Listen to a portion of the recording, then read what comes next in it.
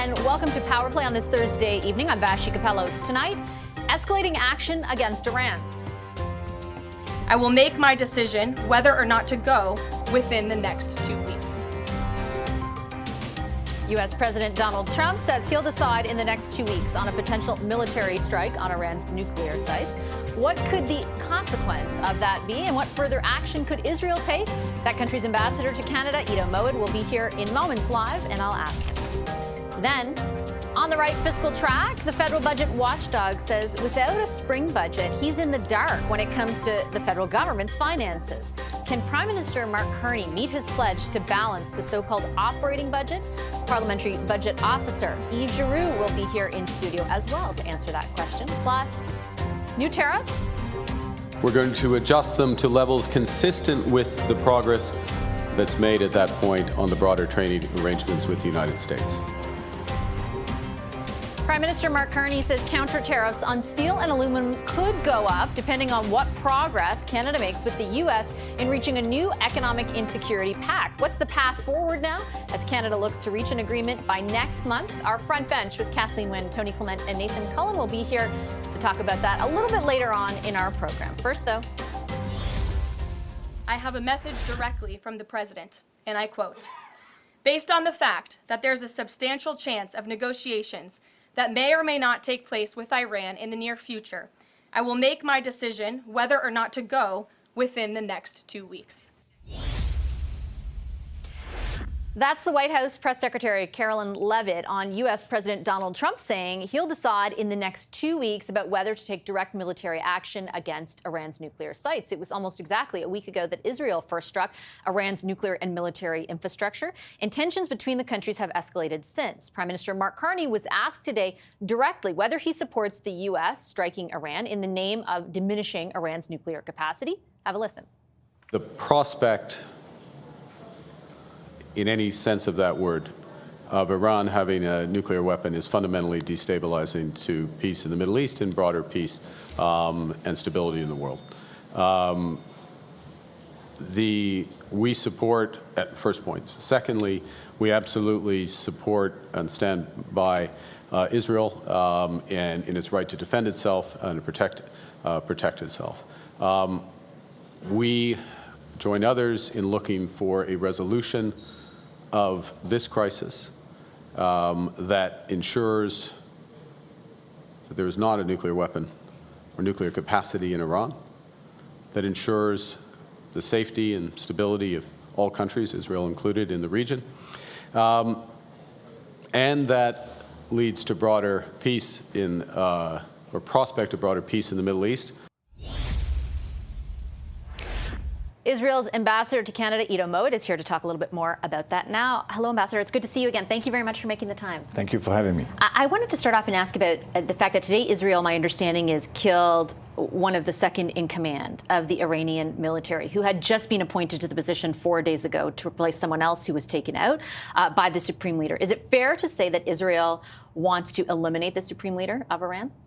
Israel is about, this operation started to eliminate a direct imminent threat against Israel that emanates from Iran. So that is the nuclear and the missile threat that Iran has been developing. This is our goal, this is our aim, a direct imminent threat to Israel. So we are therefore aiming at the ballistic missile program, which is very elaborate and in and of itself is, of course, almost a weapon of mass destruction against Israel. Against the nuclear program that is very broadly known, Iran has been very, very quickly accelerating that program in order for them to have nuclear weapons. So we came to understand that they're getting very close to actually having this nuclear weapon. And beyond that, the plan of the leadership of Iran was to destroy the state of Israel. So we go after the military command. We want to make sure that the whole apparatus that was put in place to destroy the state of Israel will not be able to do that plan. Does that mean the supreme leader? And I ask because at the very top of the military infrastructure that you reference on both those programs is the supreme leader. The 11 people below him have been taken out by Israel. Is the objective to also do the same to the Supreme Leader? The objective, again, is to eliminate a direct threat to the state of Israel. So this is what we are doing. We are doing it very precisely. We are aiming at all the components of the nuclear plan. We're aiming at all the components of the ballistic plan. We want to make sure, and the weaponization plan, so we want to make sure that those do not exist and do not pose a threat directly to Israel. Do you believe that the Supreme Leader poses a direct threat to Israel? And I'll tell you why I'm asking, because there is considerable, I don't know if concern is the right word, but certainly speculation that part of what Israel's objective is here, and some of its allies perhaps in this case, would be regime change.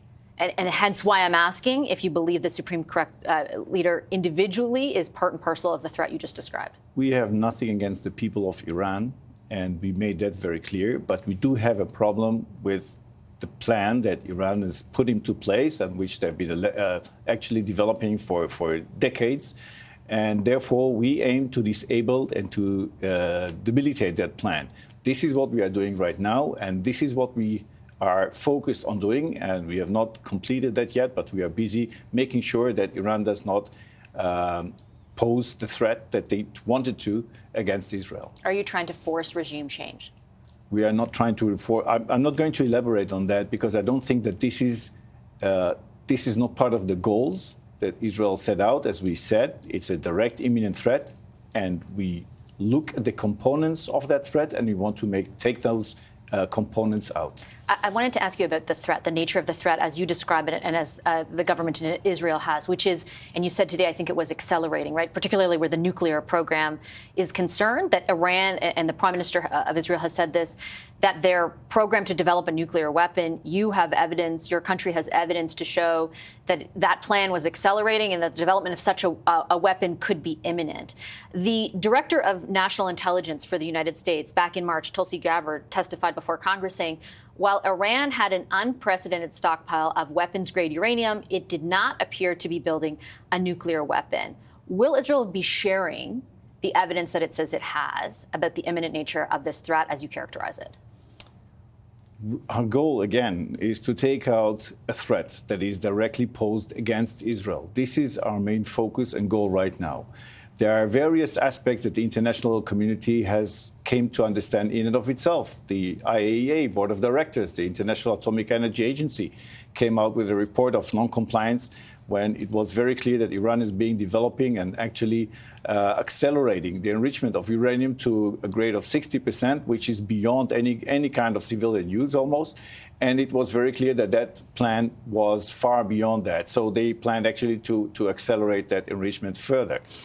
And we've heard that leaders, they've stated that for decades, very openly. There is a clock in the middle of Iran that poses the time, the counting back when Israel will be eliminated. So all of that is there. There is no, the international community can see for themselves that what Iran is doing. And we've seen the missile program. We know that the missile program actually has a reach much further than Israel. It's well deep into Europe. So we have to ask ourselves why. And why is Iran developing such a huge number of missiles when we know that, that it is destructive? So it's all the evidence is out there. And I do take your point about the IAEA. It was earlier this month that they presented that information that you're saying. I guess why I'm asking about whether or not Israel will share the evidence is because there's a difference in what the IAEA presented and the conclusion that the Prime Minister of Israel shared with the rest of the world, which was the development of this nuclear weapon was imminent. So far, there is not any intelligence in open sources or corroboration from, for example, even the United States, to say that that, in fact, was the case. And actually, at the time, the U.S. was involved in negotiations with Iran to reach some sort of agreement, not to say that they would be fruitful, but if the U.S. believed and had intelligence to corroborate what you are saying, that the development of such a weapon was imminent, would they, too, not have been directly involved right away, rather than sitting across the table and trying to negotiate? Well, there is a reason why the United States is helping Israel to defend itself. And there is a very clear understanding also from G7 countries that Iran is on its path to put its hands on a nuclear weapon. I don't think I'm that not there's debating any that. discussion. I'm not debating that. Right. And the Prime Minister today was clear, nobody wants to see Iran have a nuclear weapon. But the timing of this escalation was based on the predication that the development of such a weapon was imminent, not a year down the road, 2 years down the road, 3 years down the road. Your prime minister said it was imminent. What evidence is there of that? So whatever evidence there is, that's shared with our partners, with our allies, and they point all to an accelerated effort by Iran, both to accumulate highly enriched uranium, and we know that they've already had capacity, or have a capacity for 9 bombs, and we know that they are accelerating their ballistic missile program very significantly. And we hear, and let's remember that just a year ago, they shot a barrage of almost 500 missiles into Israel. So their aim is very clear. To us, there is no doubt. And when you say that intelligence has been shared with your allies, does that include Canada? Is it the United States? Like, are there allies that can corroborate the fact that it's imminent? Because we have yet to hear that publicly. So you have to look at statements made by the international community when it comes to understanding that Iran is on its path to a nuclear weapon. Let me ask you about what role allies might play, and in particular, the United States. We started off the segment hearing from the White House press secretary, who reemphasized what the president said last night, which is that he will make a decision about direct military involvement in the next 2 weeks. In order for Israel to accomplish the goals as you describe them, your objectives in this as you describe them, do you need the United States? I think the whole international community must be part of a very strong message to Iran, a united front against Iran that is out there to develop weapons that will allow them not only to destabilize the region, but go much further than that. I think it was yesterday that CSIS came out with a report also mentioning Iran's role in all around the world, including perhaps in Canada. So we must all be very concerned about the role that Iran is playing, this regime in Iran, and it must be receiving a very clear message from the entire international community that their plan to develop nuclear weapons, their plan to develop those missiles that have a reach far beyond the Middle East, and they're talking about numbers like 10,000 missiles within a year, all of that is totally unacceptable. I think this is the role of the international community. And I certainly take your point on all of that. My question, though, is very specific to the United States, because that is where the focus is right now. And in particular, this one nuclear facility that is said to be integral to Iran's capacity to develop this kind of a weapon, the Fordo facility. Right. There is a U.S. weapon, the massive ordnance penetrator, that everything I have read says only the U.S. has, but also only the U.S. can deploy, and it is the only thing with the capacity to fully destroy this facility. Again, I'll pose to you, does Israel need the U.S. to intervene in order to achieve the goals as you stated them? We embarked upon this operation with a clear objective to make sure that Iran doesn't pose a threat, which means that in our eyes, we can accomplish that goal. We are in constant discussions with our allies and our partners to see what else can be done, but I won't elaborate beyond that. Can you really, though, accomplish the goal without the U.S. in the capacity as I described it? How would you have the ability to destroy, for example, Fordo? I will not go into details about how we're going to execute our plans, but we know what we started and we know how to get there. We are busy doing that. We have achieved full air superiority over Iran, and we are on our way to reach all the targets that we set out to do. And just finally, I did want to ask about Canadians who are in Israel. Right. The Foreign Affairs Minister today released a statement. I think we can pull it up for our listeners to take a look at it, essentially saying that they are working on plans to evacuate people who are not able to do so through, the airport's closed and stuff like that, so through commercial aircraft. Are there any conversations between the minister here or her delegates in your office or you about facilitating that kind of thing? Yes, so we are in constant. I just called to make sure that this is indeed ongoing also in Jerusalem, and the constant contact also with the embassy, the Canadian embassy in Tel Aviv.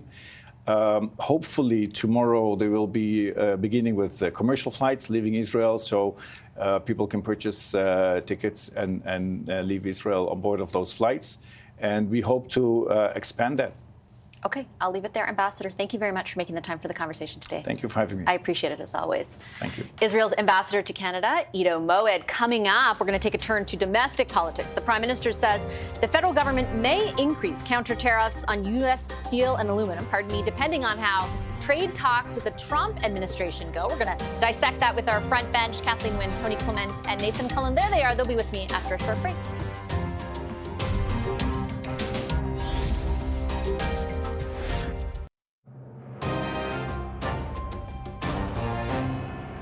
We're announcing that Canada will be introducing a series of countermeasures to protect Canadian steel and aluminum workers and producers. Canada will adjust its existing counter tariffs on U.S. steel and aluminum products on the 21st of July, at the end of that 30-day period, in other words. We're going to adjust them to levels consistent with the progress that's made at that point on the broader trading arrangements with the United States. The feds today announcing they might increase counter tariffs on U.S. aluminum and steel a month from now, depending on how trade negotiations go with the Trump administration.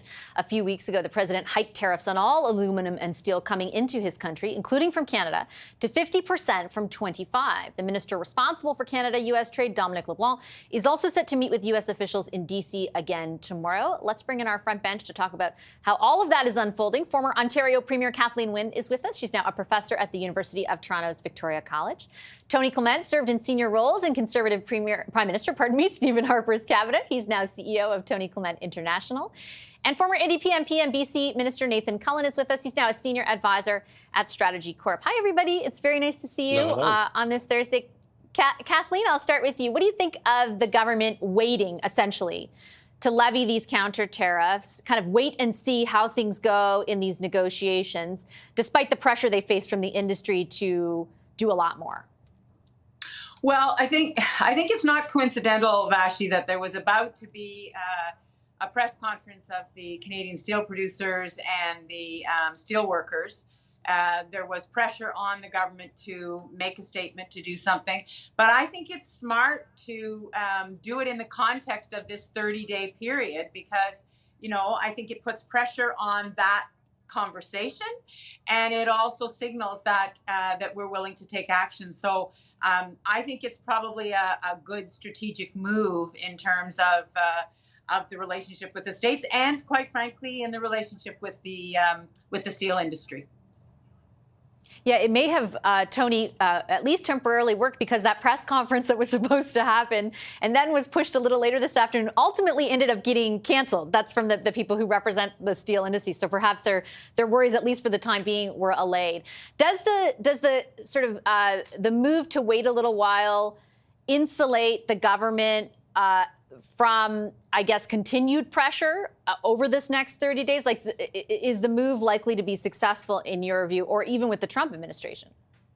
Well, I acknowledge that the steel industry wants to have as much pressure as possible on the situation. I get that.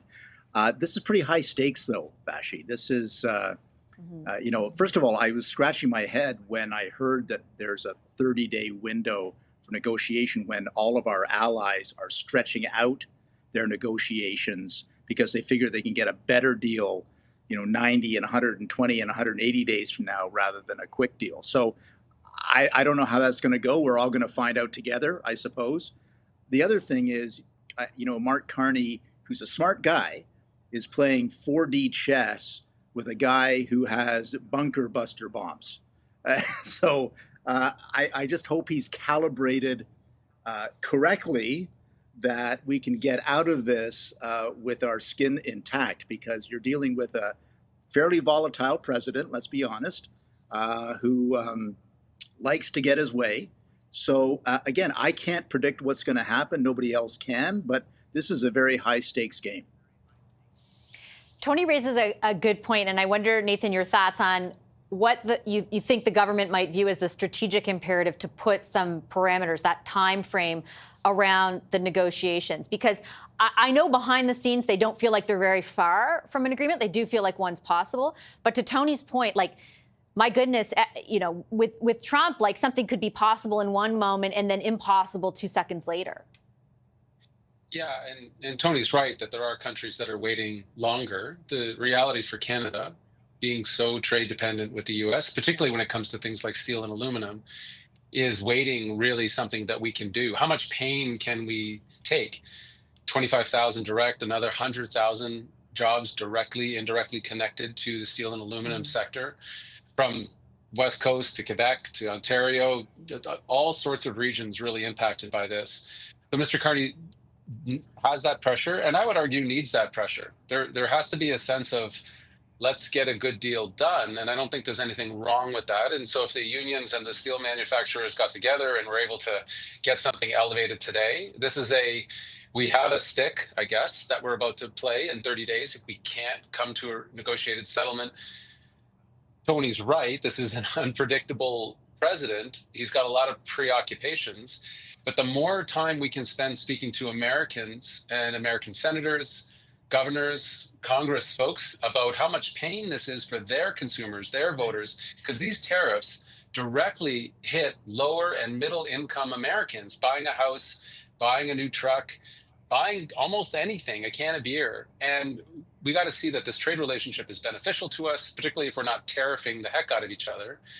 But Mr. Trump keeps giving his devotional love to tariffs as if they were somehow a solution to everything, even though they are causing people that voted for him in particular a lot of pain at a time where people can't afford that kind of pain. So more effort in these 30 days to those American consumers would be great, so that US governors and senators are feeling the pinch as much as Canadians are feeling hard done by. There's one person to blame for this, and he's sitting in the White House, and he needs to settle this deal, and we'll see if he actually believes any of that. And Vashti, can I just Kathleen, go ahead. to what Nathan said? Painful as it is for us to go through this process, to Nathan's point, it is so painful to people in the States and companies in the States. And so I think putting pressure on the negotiation for us and for our people is smart. But I also think that putting that time frame in place may actually put pressure on the American administration through their constituencies and through their companies. And I think that is also a good thing. I'm very curious, Tony, to see if that ends up being the case, and I'll tell you why. Like, I have a sense, and I could be very wrong, that we kind of in this country overstate the pushback against Trump, and I say that only having attended the Republican National Convention last year and seen the degree to which, if he blames somebody else, the people who support him, which are many in number, believe what he says. So I'm less clear on whether, obviously we know that the pain is inflicted by him, that the people are paying more because of him and his decisions. I'm not as certain whether they will en masse blame him and therefore increase the pressure, which may also be another reason to speed things up rather than wait for that to happen. I don't know. Yeah, and look, the fact of the matter is there are governors who have spoken up. There are senators on both sides of the aisle who have spoken up, and that's great. But MAGA country is different from all of that. It's not establishment Washington. It's a whole other set of Americans and voters. So far, it looks to me like the pressure isn't on Donald Trump on this. Could change. But I'm just hoping and praying that our new prime minister of what he likes to call the new government will have this calibrated correctly, because the possibility of miscalculation could be very dire for Canada and its people.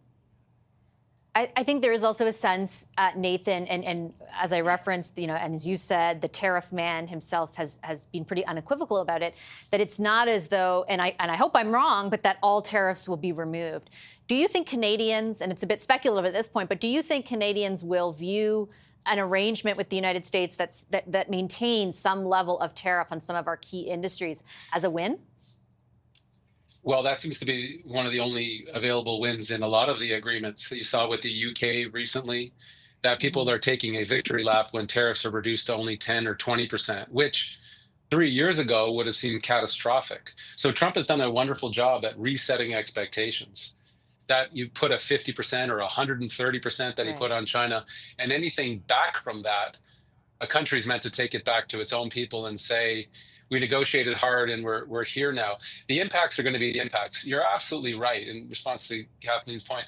This guy is amazing. I'm speaking of Trump, at blaming others for things that he directly did, and having many of the supporters Tony talk about agree with him.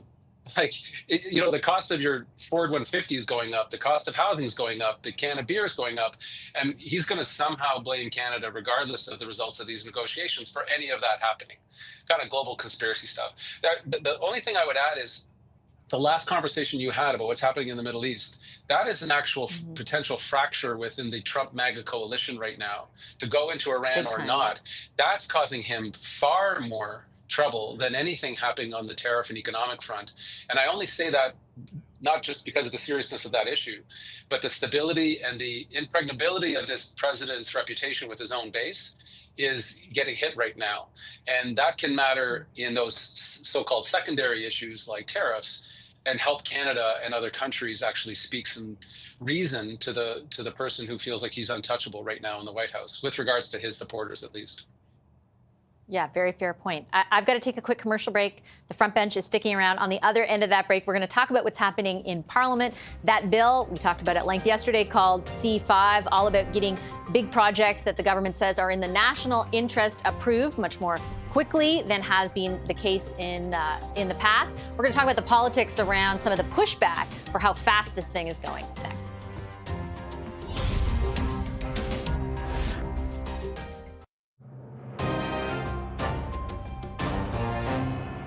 The Liberal and Conservative coalition joined hands to fast-track Bill C-5 to bypass environmental reviews, ignore provincial jurisdictions, and trample on the constitutional rights of Indigenous peoples. This legislation is enabling legislation. It creates the possibility of these projects. Now, there's lots of suggestions of what the actual projects could be, but it creates the possibility, but a very clear process, which has at its heart consultation, full consultation with Indigenous peoples to define what is a nation-building project. That's Prime Minister Mark Carney responding to criticism toward Bill C-5. That's legislation aimed at fast-tracking the approval process for major projects deemed by the feds to be in the national interest. The bill will likely pass in the House of Commons tomorrow, just a month after it was introduced, with support from the Conservatives. But some First Nations groups and some premiers are raising concerns about the lack of consultation and that rush timeline to get the bill passed. Is the government taking a gamble politically? Let's bring back the front bench to talk about that. Kathleen Wynne, Tony Clement, and Nathan Cullen are here. Tony, I'll start with you. It's a whole new world where it's the Conservatives and Liberals working together in order to advance an agenda, which is very different than what it was like for the past 4 years or so. Your thoughts on the pushback and the way the government is responding? Yeah, well, first of all, both political parties, as you alluded to, Vashi, ran on this in the federal election. So I don't think it's terribly surprising. I think I would be more surprised if the Conservatives then whirled around and opposed something that they campaigned on in the election. I do believe it is important to continue to have consultation, but the thing that I'm scratching my head over is what businesses need to participate in large projects is certainty. And it would make more sense to me if there's a piece of legislation that is obstructing progress on some of these big projects. Wouldn't you want to repeal the entire legislation and therefore have a certain path to that project being done that businesses can then invest in? But they didn't go that route, so we're going to have a lot of cabinet meetings and decisions that are made behind closed doors within the government on whether a project is big enough to be a big project or not. I'm not sure that's the certainty that business wants or needs to get these projects moving. So I know that's a bit of a different take than just the question of the bill, but that's one of my large concerns. Yeah, I mean, politically, the question is about C-69, if I interpret your comments right. Tony, right? That's the opposition, and some premiers have, Nathan, contended that Bill C-69 is, in that Impact Assessment Act, is what stood in the way of big things getting built. The Liberals kind of fought back against that and are now saying, well, actually, things were going too slow, so we've changed the structure of things, but the IAA will still apply. It'll just be, instead of a sequential process, it'll be a parallel process, and that will condense everything. As you shake your head, tell me what you think about that. Well, I'm not sure what to believe in that line of logic, which I'm not actually suggesting it's your line of logic. No, I'm characterizing what they tell me. To Tony's point, very much businesses, especially on these very big projects, very big mining projects in the many billions, same for anything that's moving gas or potentially oil or electricity transmission, all of those, the big ones. People are looking for predictability. And there is a way to both accomplish reconciliation and offer predictability to the investment community, but it takes work and it takes a bit of time, and especially time up front. One leader I remember years ago was saying to me, we can only move at the speed of trust. Otherwise, we end up in protests, we end up in courts, and we end up with uncertainty for both the community that may be impacted and for the businesses that are looking to invest in our country. So I worry, and I mean this quite sincerely, that I understand the imperative. I understand people wanting to build things and frustrations with the process. A lot of that I would put to the federal government itself and say, well, is there much in your own business to clean up in the way that you do permitting, in the way that you fund First Nations to participate, to make sure that they've got all of the data that they need to make an informed decision?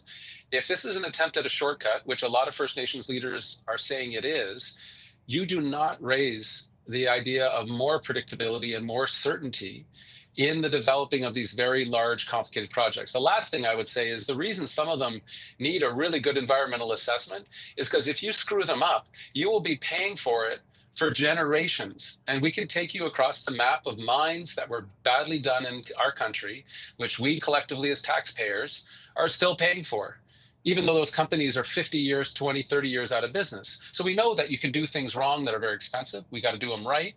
We can do them with urgency, and we can do them in partnership. And I'm not sure that Bill C-5 is going to accomplish that.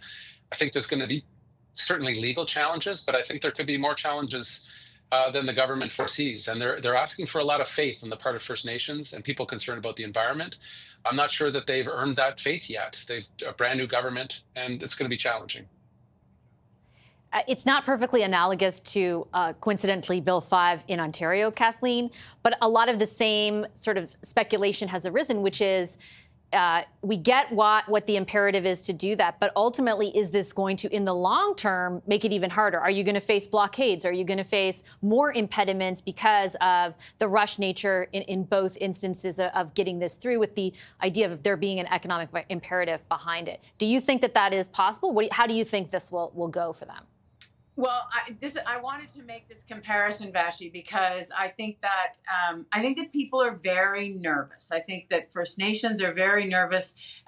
First Nations in Ontario are looking at Bill 5, which I think is more egregious and less certain to deliver consultation and due process than Bill C-5.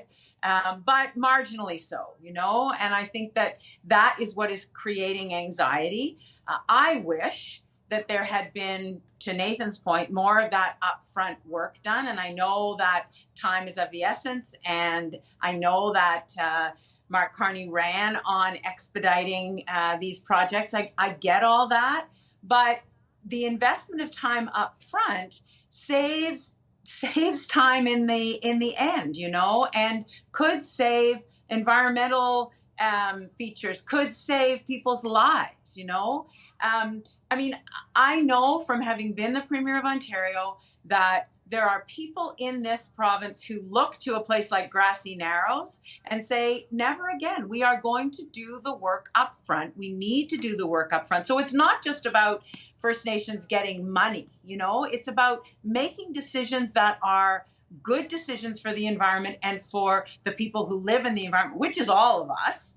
And it's also about a partnership. It's about a government-to-government partnership. And I worry that language is not prominent enough in this process. So I think we as a country are walking a very fine line right now in terms of our ability to do exactly what the Prime Minister ran on.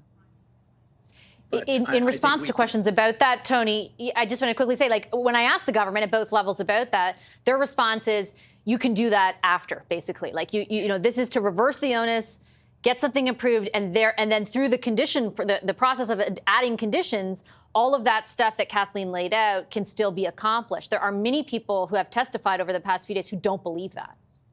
Yeah, and I wish I had a crystal ball for that, for sure. There's no question. But I think the broader question, though, Vashi, is can you get anything built in Canada anymore? I'm not trying to be facetious, but we've had a track record of 20, 30 years, encompassing different hues of government, where that isn't necessarily the case. And we're now at a point where, as the Prime Minister has said, part of our sovereignty hinges on the fact that we have to build up our economy and not be beholden to our lovely neighbor to the south. So there are large issues at stake, and I'm not trying to detract from Indigenous groups, First Nations, or environmental groups, or what have you. But at the end of the day, we actually don't build a lot in this country, at least on time and on budget, and that is a large economic problem for our competitiveness and our productivity, and dare I say, our economic independence. I'm running up against a commercial, but I have time for a comment from both Nathan and Kathleen. Nathan, you first. So very quickly, I look at British Columbia, and that one of the leading proponents of building housing right now is a First Nations-led organization and company, the MST, that's set up in Vancouver, biggest developer in the country. We are building mines in northern BC right now that are consent-driven processes. Of course you can. Of course you can build.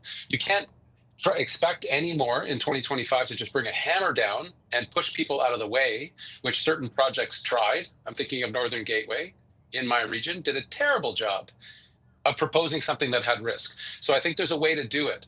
The process of Bill C-5 was so rushed that it's put a lot of suspicion, and I think it's going to build resistance, unfortunately, but also understandably. Last word to you, Yeah, Kathleen. I mean, I think the claim that nothing's been built in Canada for, I don't know how long Tony's thinking, but when I was Premier, we were building energy infrastructure across the province. There are mines that have been opened. So I think there is a way to do this with the right kind of consultation. I believe that Mark Carney and his government will use the provisions of Bill C-5 to do the right kind of consultation. I just wish that more of it had been done up front. That's my concern. Okay, I'm going to leave it on that note. Thanks, everybody. Appreciate the great discussion. Kathleen Wynne, Tony Clement, and Nathan Cullen, our front bench this evening. We're going to take a quick break. Coming up after that break, the Prime Minister promised during the election campaign to balance the books. Is he going to be able to do that? There's a new report out today from Parliament's budget watchdog, Yves Giroux, on that very subject. He'll be live with me after the break.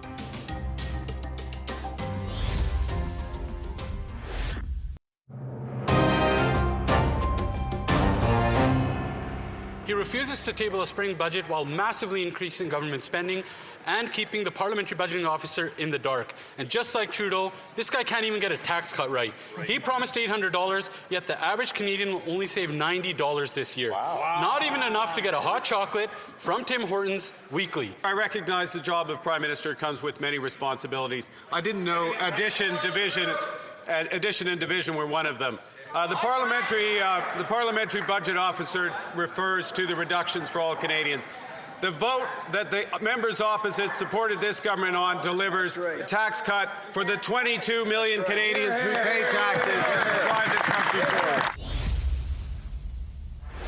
That is debate in the House of Commons this afternoon on ongoing criticism towards the feds or the federal government on a lack of a spring budget. That debate comes on the heels of a brand new report from the federal budget watchdog that says without the details that come with a spring budget, he can't properly assess whether the federal government is on track to meet its fiscal targets, or at least the ones they promised during the federal election campaign. The government has recently announced $9 billion additional dollars to be spent on defense this year and a middle-class tax cut that has yet to be officially budgeted for. The report also estimates the federal deficit for the last fiscal year will hit $46 billion, about $4 billion lower than it estimated back in March, in part due to higher corporate tax revenues and the imposition of counter tariffs on the U.S. Yves Giroux is the Parliamentary Budget Officer, and he's with me live right now. Hi, Mr. Giroux. It's good to see you. Likewise. That budget, that deficit sort of amelioration, is it just on the revenue side primarily that changed things? Yes, primarily due to stronger than expected corporate income tax revenues,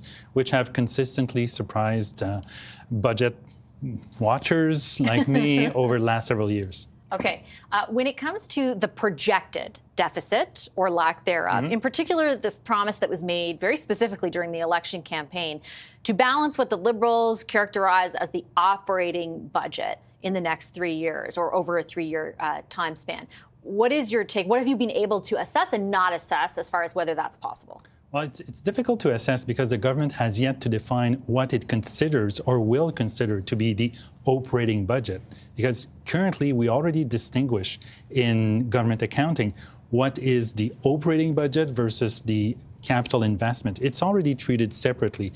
So for the government to say we will balance the operating budget raises the question, what will be different than the current situation, the current accounting, generally recognize accounting principles in accordance with what the AG recommends. So we've been accounting government expenditures, revenues like that for more than 2 decades, but the government has not yet defined what it will move from operating to capital to justify the different treatment. So how is it divided now? Like when I don't think many of us in our real day-to-day life, talk that way. We just have one budget. Yep. So what in the government world over the past 2 decades, as you describe it, what's the difference between an operating and a capital budget? So for example, if the government buys a building, which is expected to have a lifespan of, let's say, 40 years, it doesn't record the expense of the entire building. It records 1/40th of the expense every year to account for the fact that the lifespan of the building is 40 years. So that's already accounted for that way for buildings, machinery, equipment, military equipment, and so on. So that's why it's a bit difficult to assess what the government means, because we already treat capital investments in a different way. So here's my guess, based on all of the questions that have been posed to the minister and the prime minister about this.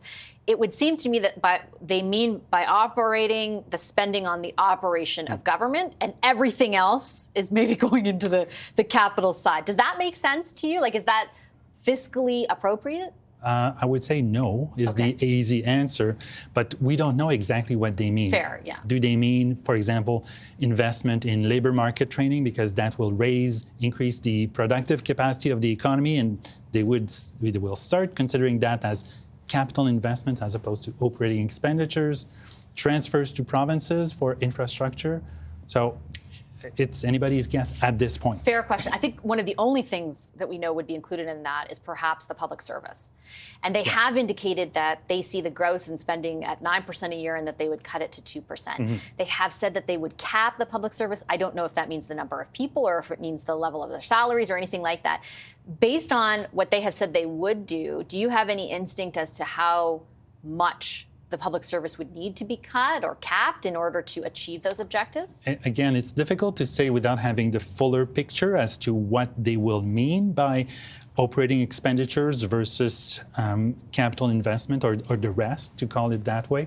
So without having a clear picture as to what they will keep in operating and what they will shift in that new category, it's very difficult to assess how much would need to be cut. You have a couple of their promises you've been able to now sort of officially cost out, including the tax cut that was just being debated in the House of Commons in that clip we played. What have you determined it will cost the federal government and ultimately will save Canadians? So in terms of saving for Canadians, we estimate that on average at about $280 per year. When it comes to various situations, for example, a senior in the low-income bracket, it's about $50 per year. So a relatively low amount there. And I'm flipping through my pages because there's lots of numbers. So about $5.8 billion per year in costs to the government once it's fully implemented. Okay, and then I think you had it at 2029 at around just over $6 billion, but it sort of gradually increases upon implementation. So If I recall, the government said it would the Liberals said that it would save us about $800+ a year, two-income house, 800. Yep. So why is your calculation a little less? Well, it depends on the income threshold, the income level at which you are. But for a couple at above the first income bracket, let's say they hit the second income bracket at about $50,000, $60,000, then the savings would be up to or close to $800 per year. So it's the top end estimate that they were presenting, essentially. Yes. Okay. And then finally, I did want to ask you also about defense spending, because you had produced a report a number of months ago that was kind of used as our benchmark when we talked about if we do achieve the target set out by NATO, how much will it cost? And we were looking, I think, at $40 billion, like a doubling essentially of what the budget was. They are now saying that they can meet that in this fiscal year by spending an additional $9 billion. A bunch of different factors, including basically GDP not being the size that was anticipated. Does that track from a fiscal perspective? Yes, it does. When we said it would cost $40 billion, or it would mean $40 billion more, that would mean attaining or reaching that level by 2030. Now the government has said we'll reach it this year. Considering the level of spending on defense right now, that means that an additional $9 billion will allow them to reach that 2% target. But it will have to be increased year after year because it's 2% of GDP, and GDP grows with inflation and economic growth. So every year that goes by, the government will need to increase commensurately its defense spending to maintain the 2%. And just you stole my follow-up, because we don't know the exact level of GDP or what the growth will be like, but do you anticipate it will ever be, just $9 billion that will get us there again, or will the numbers eventually be much bigger? Eventually, the number might have to be much bigger. And the important point to keep in mind is it's not the amounts allocated to defense, it's the amounts that actually get spent on defense that matters for NATO. Well, and it matters in this country because often there's a big discrepancy between the two in the past under multiple governments, I will point out. Yes, it's always been a struggle to meet to spend all the allocations. Yeah, yes. For sure. Okay, I got to leave it there. Mr. Giroux, thank you so much. A pleasure as always. Always a pleasure. Yves Giroux is the Parliamentary Budget Officer. We're back with our takeaway after a short break. Stay right there. More Power Play just ahead.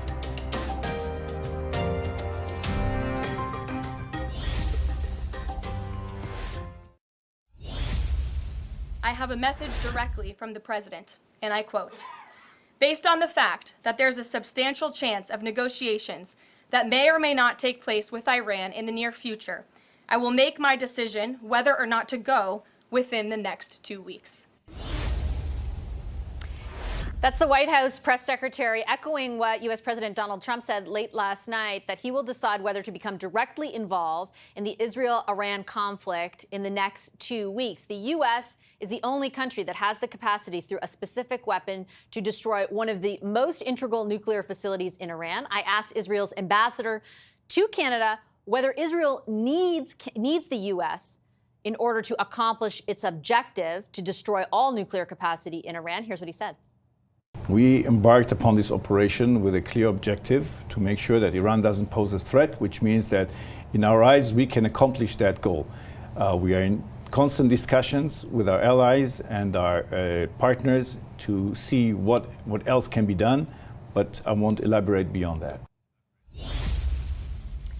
So the ambassador did insist that Israel is capable on its own of accomplishing the goals it has with Iran. But there is consensus out there in everyone who understands the military that the U.S. is the only one that possesses the weapon that would destroy this buried nuclear site called Fordo in Iran. So we await President Trump's decision, which he says will happen in the next 2 weeks. I'll leave Power Play there. I'm Vashti Capellos. Have a great night.